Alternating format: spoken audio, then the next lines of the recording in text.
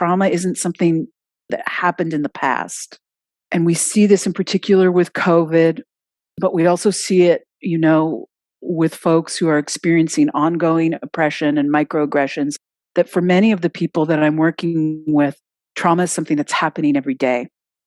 So the work is very different than when I was working more from the assumption of, okay, there's something that happened in the past that's alive somatically in the present, and we're going to work with integrating that somehow.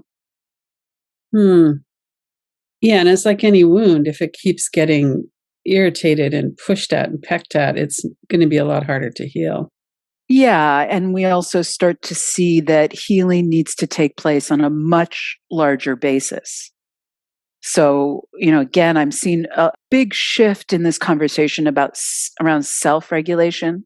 And I'm seeing more in the field of co-regulation, like the importance of what's happening right here, right now, the importance of understanding that our health and our well-being is really intrinsically linked. And COVID showed us this too, intrinsically linked to one another, how our health and well-being is intrinsically linked to the environment that we live in. Like if we don't get that by now, these practices need to be not only practical, but people are starting to get very curious about how this work not only addresses trauma, but how it might serve as a path towards social justice and liberation. What does it mean for someone who has been historically an ongoing, and experiencing ongoing oppression to feel empowered, to feel embodied?